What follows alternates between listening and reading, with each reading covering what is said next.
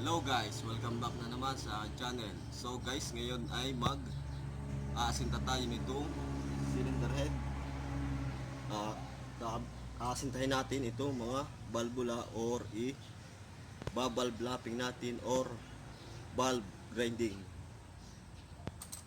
So yan guys, kung bago ka sa channel ko, i-click mo na ang subscribe button at notification bell para updated ka sa upcoming videos na i-upload ko. So ngayon guys ay iba-valve lapping natin, valve grinding ang itong mga valvula. So gagamit tayo ng grounding compound, yung una, magaspang muna ang gagamitin natin. So isa-isahin na nating pahidan, palibot itong mga valvula natin.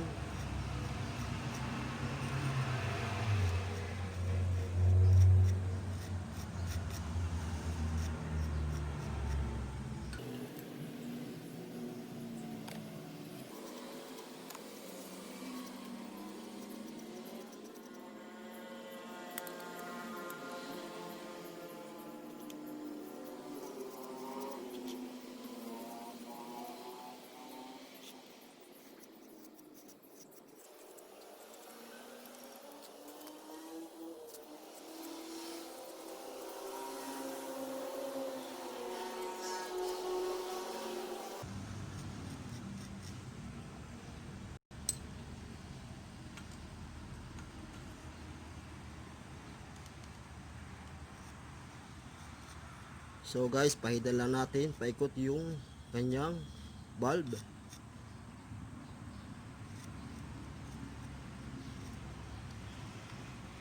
So guys, gagamitan ko nga pala ito ng barena para mabilis ang ating pag-valve lapping or valve grinding.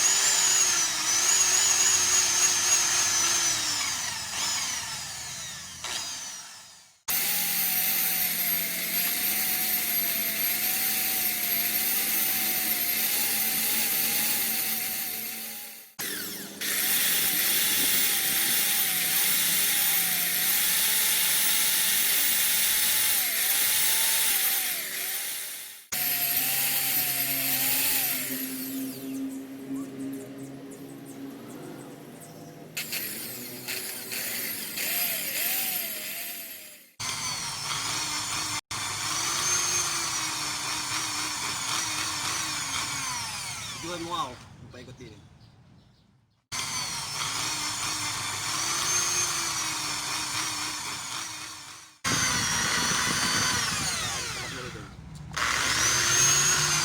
Kaya na pala magkakaganyan.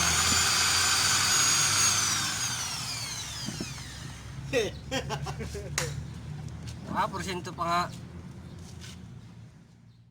So yun guys, na i-valve lapping na natin gamit yung magaspang. So kitang kita naman na nahasa na siya o nag-grind na siya. So lilinisin lang natin tatanggalin natin itong mga grounding compound at lilinisin natin siya dito. Lahat yan lilinisin natin. At pagkatapos ng malinis, ipa-final lapping na natin gamit yung pino na grounding compound.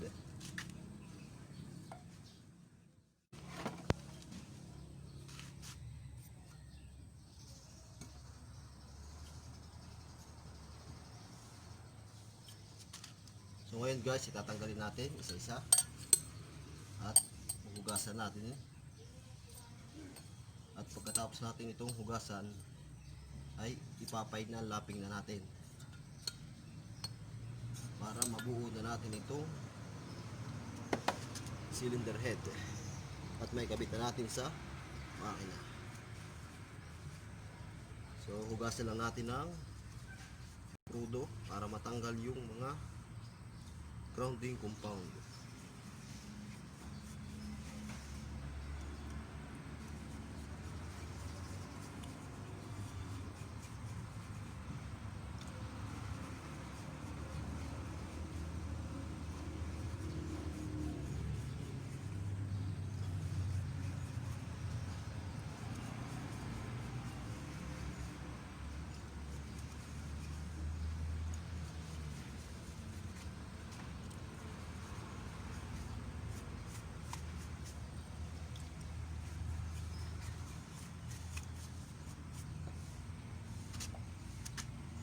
At ito mga valvula or mga valves ay hugasan din natin gamit ang crudo.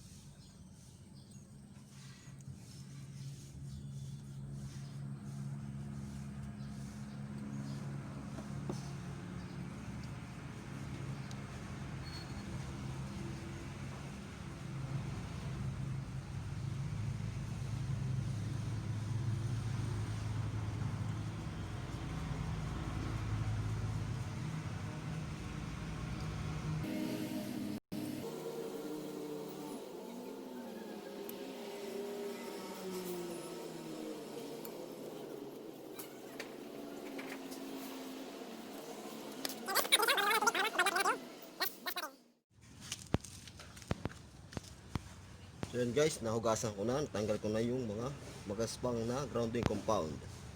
So ngayon ay ito namang ang final lapping natin, itong makinis na grounding compound. Gaya ng ginawa natin kanina, pahidan lang natin palibot.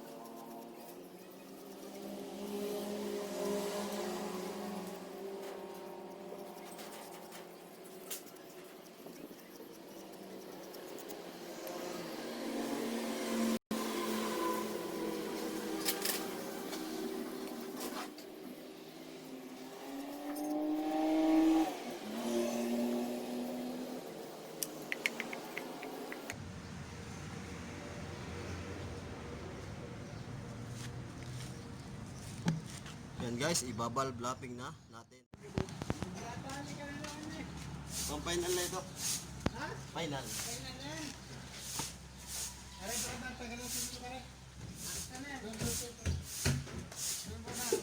Lalagyan natin yung mga motor na sira dito. Ayan.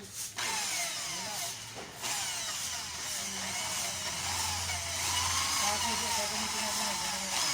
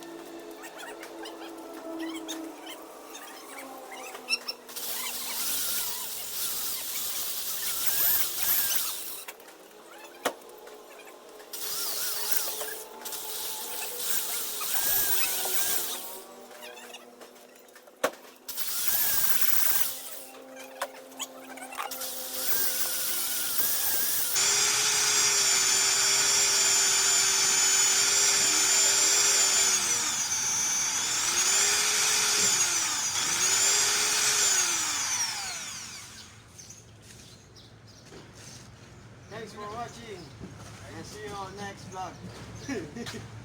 Ay mo lang sa vlog, Ray. Kaway! Yung pa rin, yung mga motor natin. Oh, hi muna kayo. Extra pa kayo. Si Chip. So guys, i-share ko lang sa inyo yung kung dapat ba natin palitan ang ating mga valvula. So kung makikita nyo dito, so kita nyo yan, makapal pa ang naka-oslit nya. Makakapal pa siya, so hindi pa siya papalitan. Kapag nakalubog na itong mga valvula at lubog na dito sa may surface ng cylinder head, so ayan, yun ang papalitan na. So dito sa atin, so hindi ko na siya pinalitan ng mga valve ring, valve guide dahil okay pa naman ito. So yun, makikita naman ninyo, hindi pa siya nakalubog. Pag nakalubog na, yun, papalitan na siya. Ngayon guys, ay hugasan na natin itong cylinder head.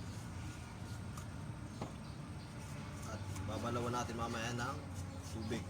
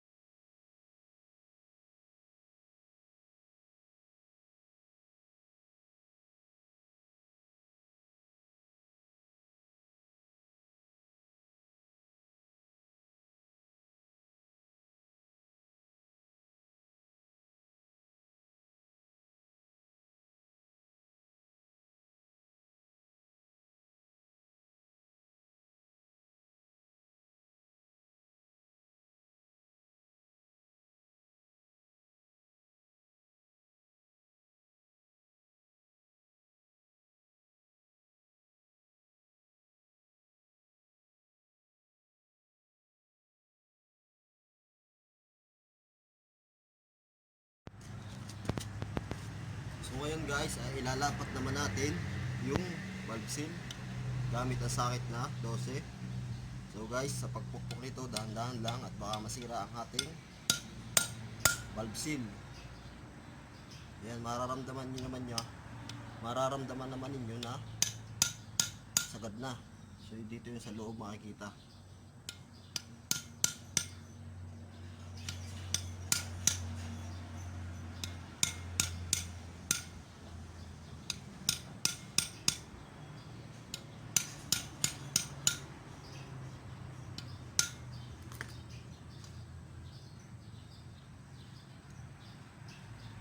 Yan guys, nakakabit na yung ating mga valve seal.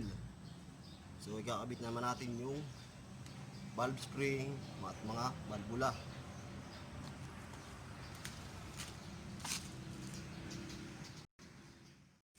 Ngayon guys, ay ikakabit na natin yung mga valvula isa-isa. So mag-umpisa tayo dito sa number 1. So ito nga pala ay mayroong palatandaan na ginawa ko nung kinalas ko. So inalign ko na rin siya para suot na lang tayo ng suot. So yan, may tuldok siyang number 1.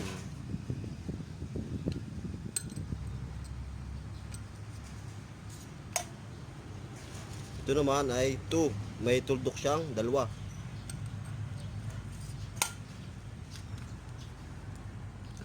So yan guys, may tuldok siya 1, 2. So ito yung number 2.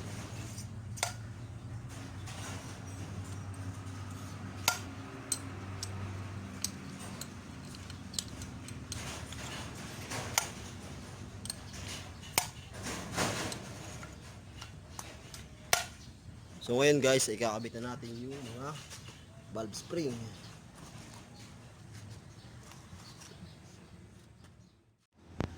Ngayon naman guys, ay ikakabit na natin itong valve spring. So ilalagay muna natin itong mga washer na pinagpapatungan ng ating mga valve spring.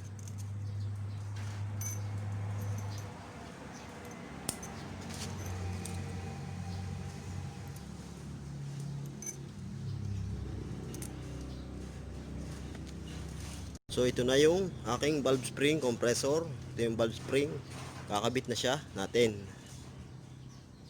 Dito tayo mag-umpisa.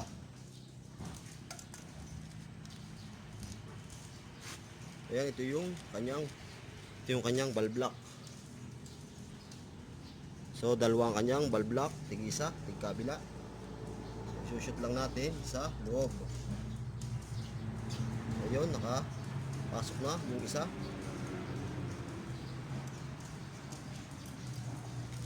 So i-press lang natin. At ngayon nakapasok na yung valve lock. So pwede natin siyang luwagan.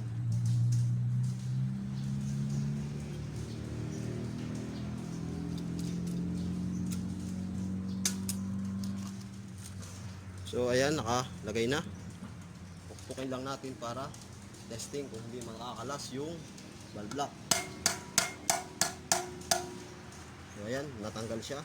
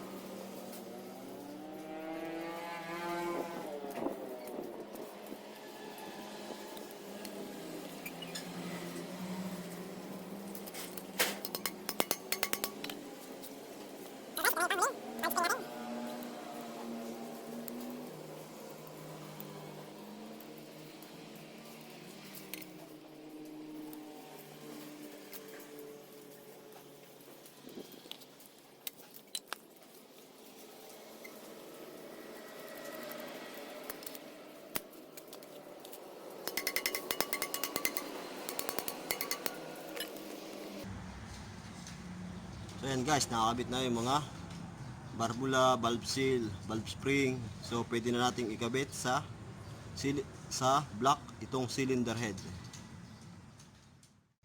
Guys, ngayon ay ikakabit na natin yung cylinder head. So unahin muna natin yung ikabit yung gasket. At meron tayong shellac, pampahid dito sa mga pagkakabitan ng gasket at cylinder head.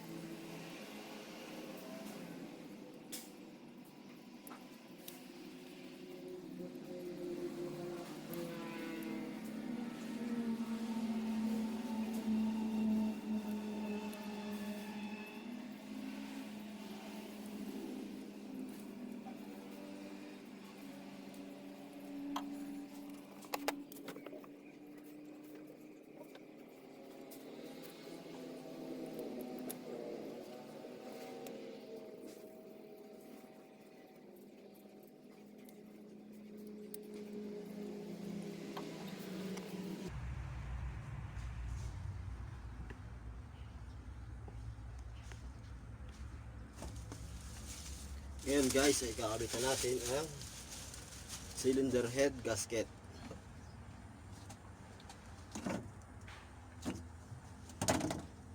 Ito yung kanyang cylinder head gasket.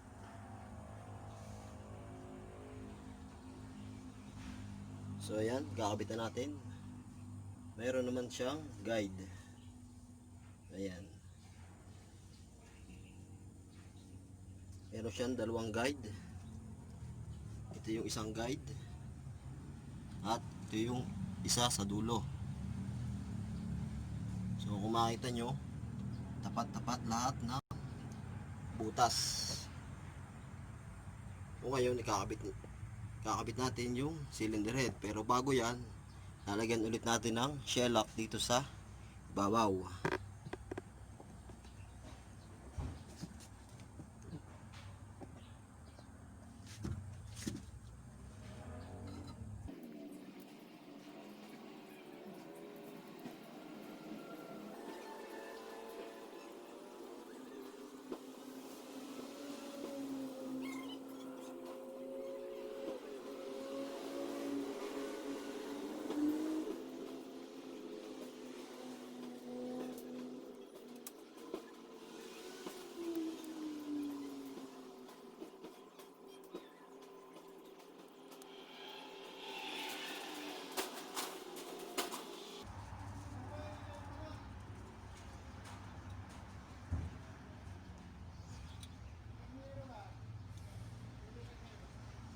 So ayan guys, nalagyan na natin ng shellac. So ikakabit na natin yung cylinder head.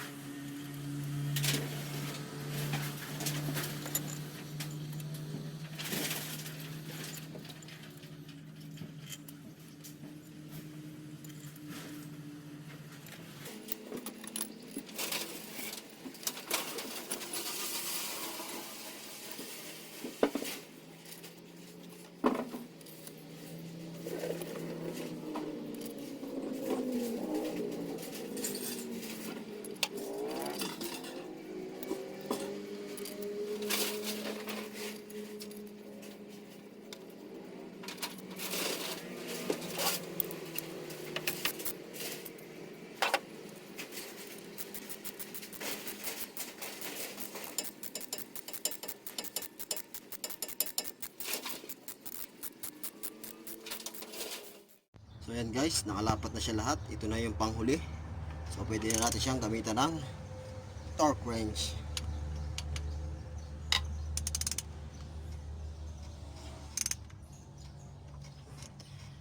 So ayan, gagamitan na natin siya ng torque wrench.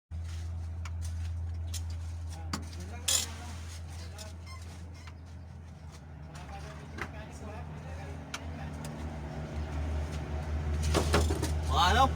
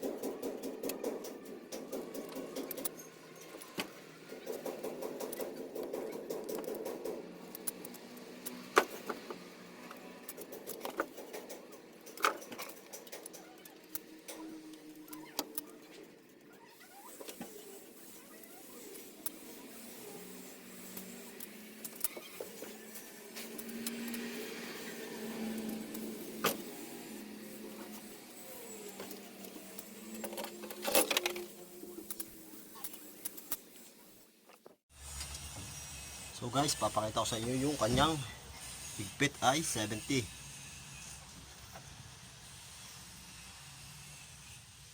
So ayan, nakatapat siya sa 70.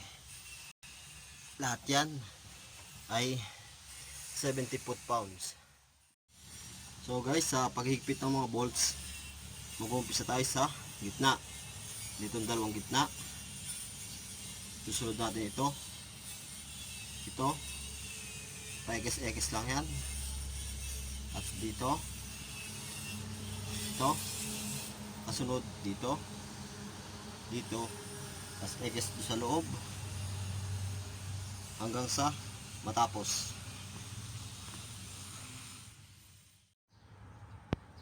So ngayon guys, ay kakabit na natin itong camshaft. So lalagyan muna natin siya ng langis.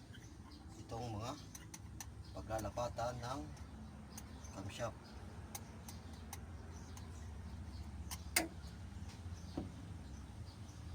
So tinanggal ko muna yung kanyang gear or sprocket.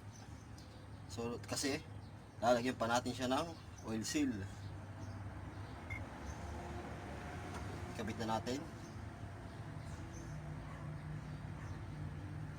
So ngayon ay kakabit naman natin yung mga cup. So unahin natin itong dito sa may number 1.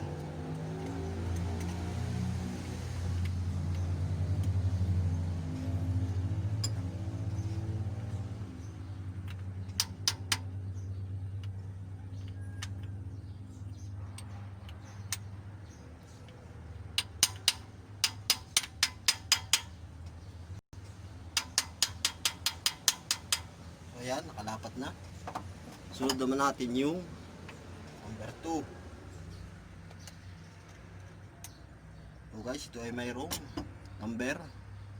So ayan, number 2.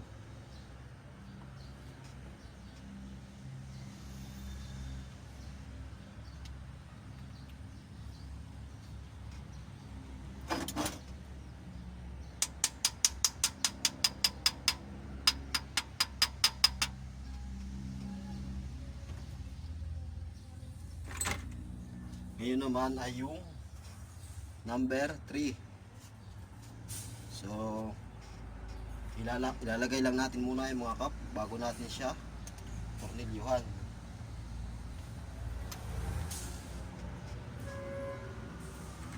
Ito naman yung number 4.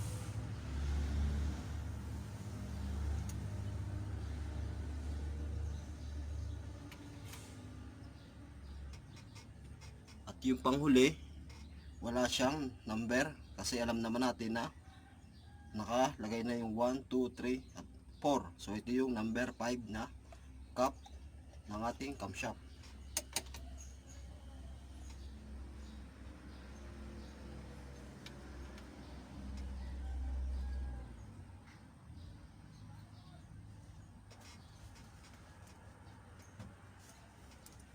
Ngayon naman ay lalagyan natin siya ng mga bolts.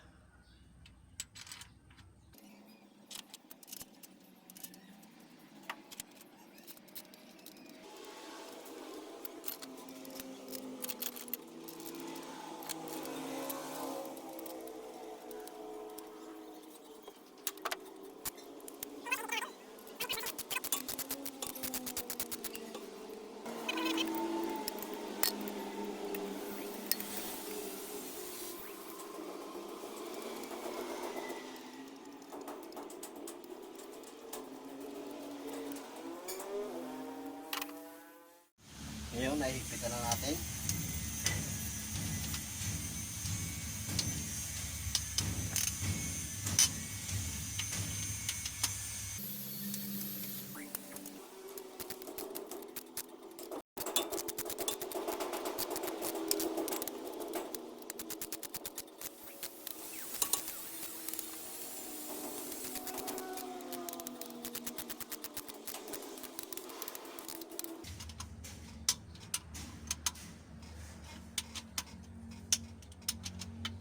Natin yung higpit kung okay na, kung nahigpitan na ba lahat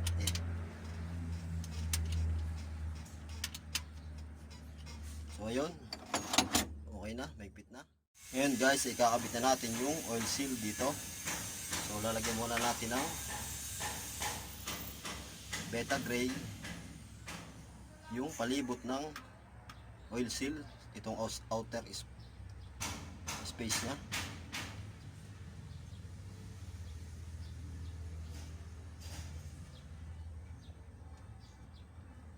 At pwede na natin siyang ilagay dito.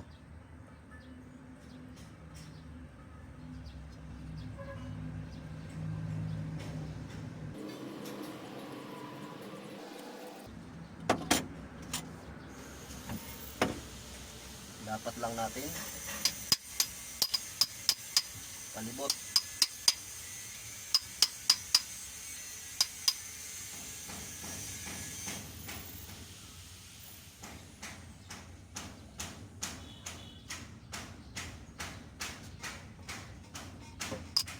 So ayan guys, nakabit na yung oil seal. So ikakabit na natin itong sprocket nya, sprocket or gear.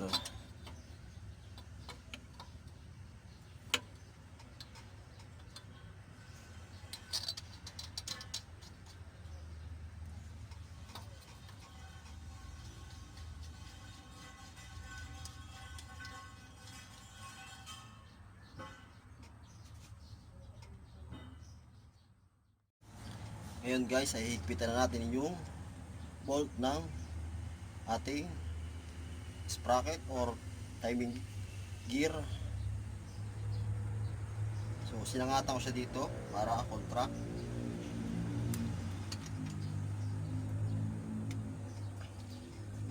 So ayan, mahigpit na siya. Ngayon guys, ay kakabit na yung rocker arm. So nilagay ko nga pala ito sa yung timing niya. Ito yung kanyang tuldok. So nakatapat siya dito.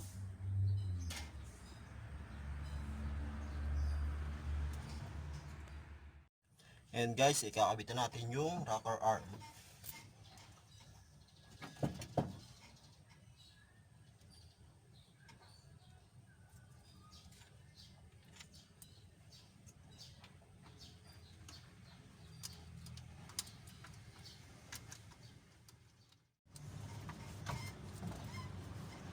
And guys, nakalapat na.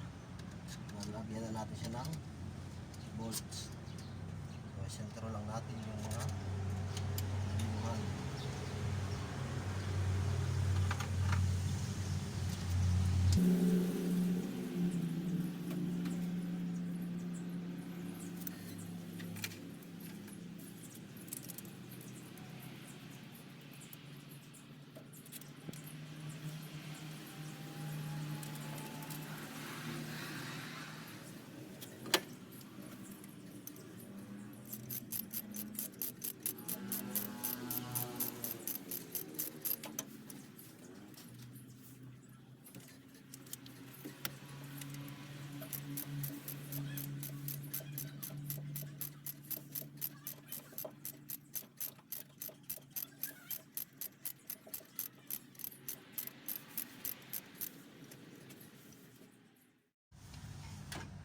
So guys, higpitan na natin yung mga bolts ng rocker arm.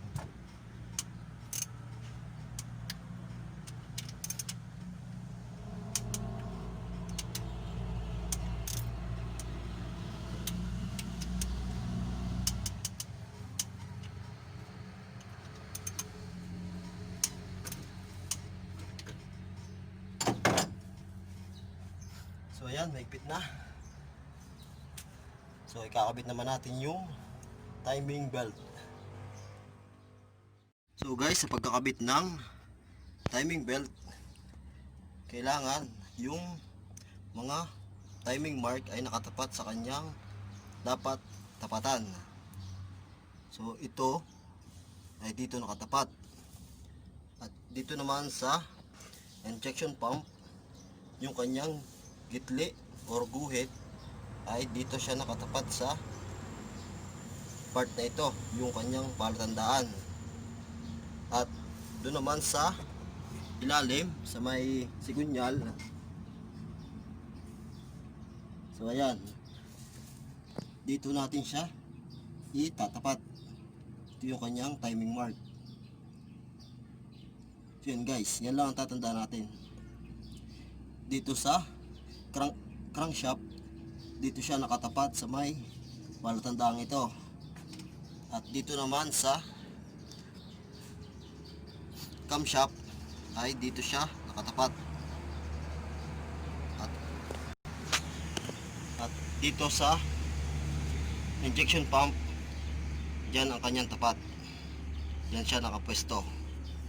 So ayan, pwede na nating ikabit yung timing belt. So guys, kakabit na natin yung timing belt.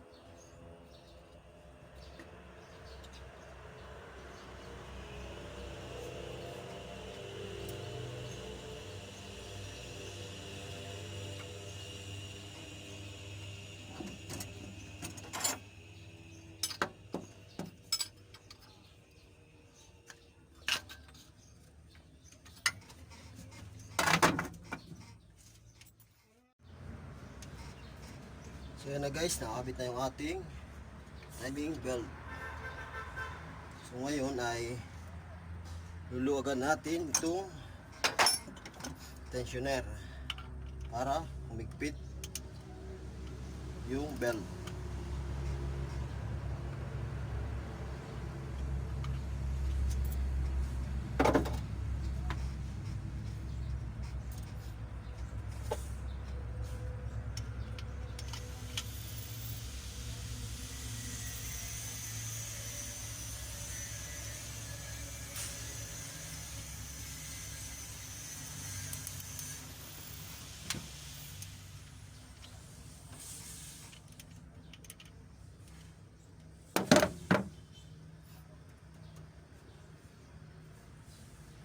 yan, naigpit na. So hindi ko na nakapakita sa video kasi ang hirap ikabit. So sinurkat ko lang.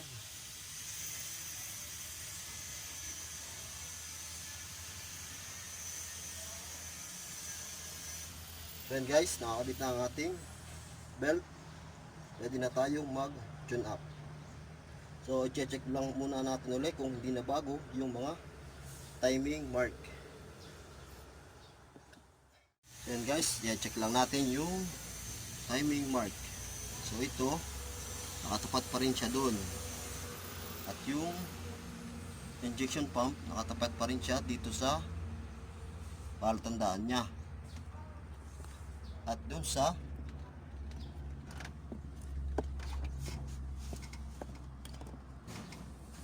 dito sa sigunyal. So ayan, kita ba? So nasa na yun.